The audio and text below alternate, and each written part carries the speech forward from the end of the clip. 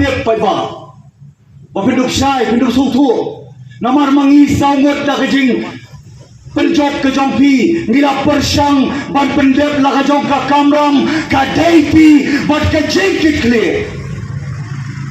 Hapo assembly, ngila persyang ban keren, yakibat Mawphor dia. Rebun sin, namar bagindon, ke nombor ke babiang. Bun sin kita kecil keren jungi. Dia bisa melalak ban poi, syakatong. Hynrei Kadei Kaseng, kamanung suhun, lani ban sukut no, tambah nilai collection. Hynrei Kadei Kaseng, kemaging perkat kei, kebanca, ya kepaten. Dari matradau, nila kulariu Paidbah. Laga dawa yang i po assembly, laga dawa yang i hapo madan, hapo surok, nginom tiatai, nginom peledai kapor, kakabu, kabu Paidbah uai, nakapenta jongi. Bangin long cita kita ginong mikmat, kibalong kinong yasay.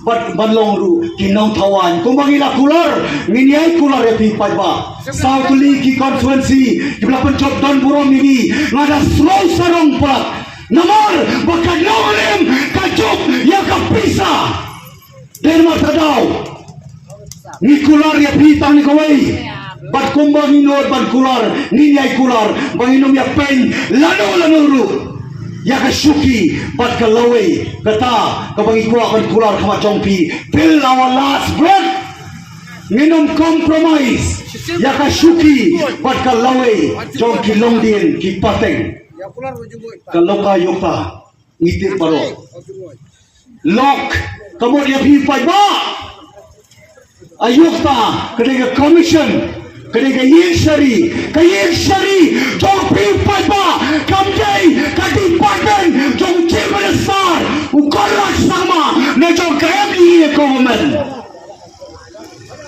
ke Lokayukta Kadei Khun jong ke Lokpal Kadei Kaan kebelapas lembaga parlimen bat ke Lokayukta Kadei Kaan kabade bandon habaro ki state namar ka section 63 ke Kerensyai wala patha bandon kita ki Lokayukta kadai bandon kaan badai ban pentrei kam waka long hiru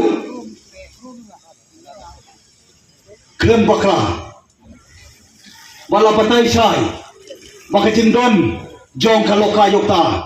It will not end just as an enactment.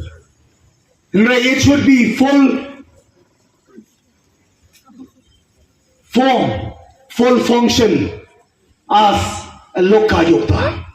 Kadai ban trekam trek kumbala penkam tiya ka.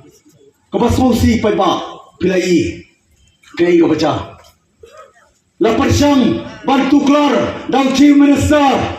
Laparsang bantuklar da KMDE government namar kadon KK Shalendet.